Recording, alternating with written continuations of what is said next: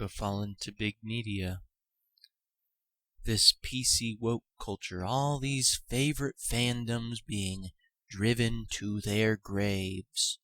We thought we were going to get revivals of certain things, maybe some new stuff with different purchases and sequels and reboots, and now we're right back to where we started because PC wokeism's just driven them back into their grave or have driven them into a grave.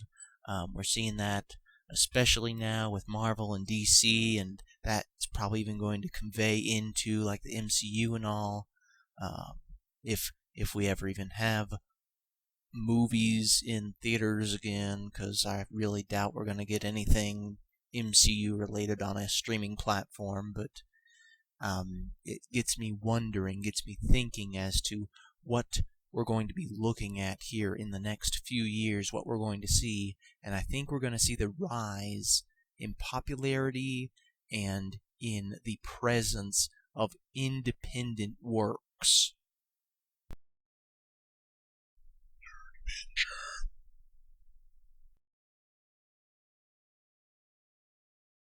Now, I'm not saying I'm going to abandon any hope of anything new. I'm just saying with a lot of these established characters, a lot of these established franchises, there's 50 plus years of really good content, or at least halfway decent content, and it's just a matter of, that there's only so much you can do that improves upon this or adds to it, and where they're at now, just trying to make these characters, and it seems trying to make them as politically correct and woke as possible, just kind of ruining any pre-established characters that have been built in this. I think it's time to put a pause on that and to look at these characters, these franchises, these stories that are being developed by people, by organizations that are not controlled by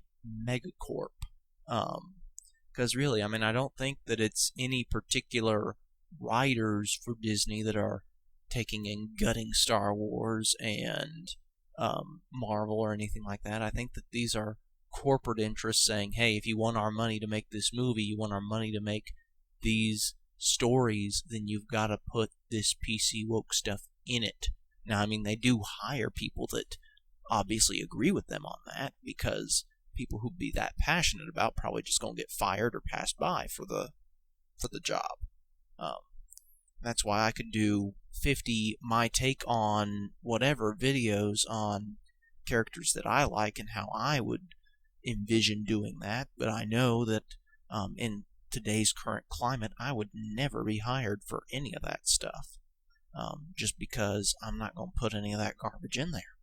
And in fact, some of the things that I would want to do would change certain fundamental aspects of the characters that other people who are longtime fans probably wouldn't appreciate too much, whereas people who think along a similar mindset as me are going to be like, oh yeah, that's great, that's a cool way to take that character. But anyway, I think we're going to see less of these established characters that have 50 plus years, and we're going to see more of these independent works.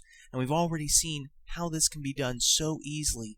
One of the best examples is like Teenage Mutant Ninja Turtles. The thing was a self-published graphic novel by a couple of guys just goofing off, and it became a pop culture phenomenon, and I don't think it's really ever been out of print. It just moves from one version of the Turtles to the next and the next and the next. They have a few years gap between each of them, but they're always right back in it. They're always showing something.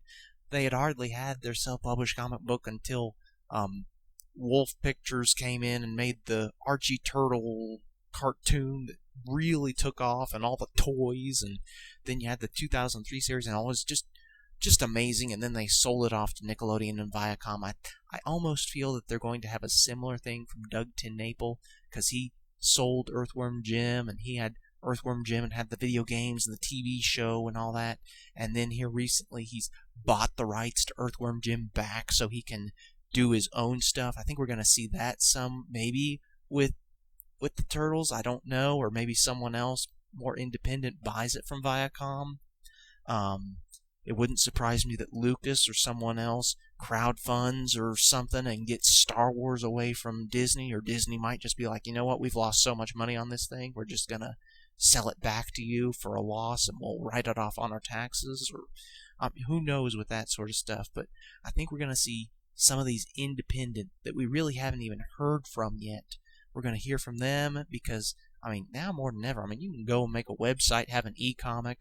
You can go on to Amazon with the Kindle Direct or one of the other dozen or so true print-on-demand self-publishing platforms, do-it-all-yourself platforms. I think there's really a golden opportunity here to where we will see a lot of these independent works coming out, and we're seeing that really now with news media. And I'm not trying to get overtly political or really partisan or anything, but with this last election cycle, we've seen people leave in droves from the traditional news media. CNN, MSNBC, Fox News even. People are just leaving them. They're going to Newsmax, they're going to Daily Wire, they're going to Louder with Crowder, they're going to these other places, these independent places that have still managed to get the ads. They're getting all this revenue.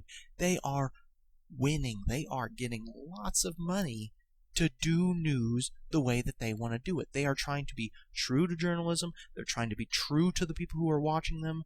And it's just something that these established megacorps are like, oh, well, yeah, you're not quite manipulating the stories the way we would, or you're not interviewing the people the way we would interview them, or what have you. They're upset. We're seeing the death of cable in a very slow and agonizing way. Certain places are trying to catch up or get into the game of online streaming, and we're winding up with hundreds of different things, and they're all showing pretty much the same garbage. And then you've got these original people there who are trying to create a coalition here. I think it's Blaze that has Daily Wire and Crowder and all these others involved with Glenn Beck's Blaze there. And yeah, I think that's a route that we're going to see with some of this stuff. And I think it also applies to social media. Please just delete Facebook. Just delete Facebook. Get away from it. Same thing with Twitter.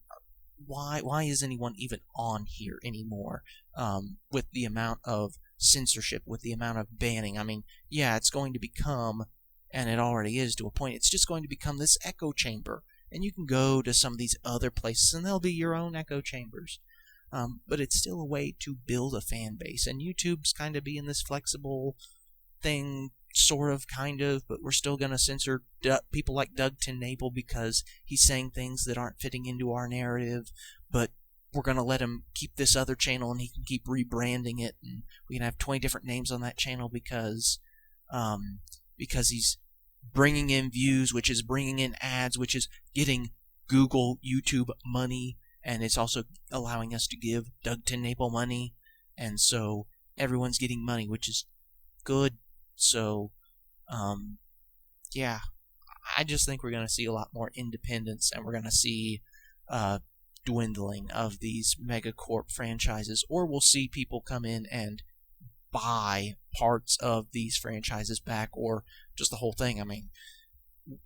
Let's crowdfund, buy Marvel Comics, and then just write really good, true to the character Marvel Comics.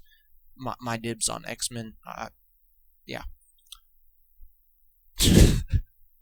That's my rant.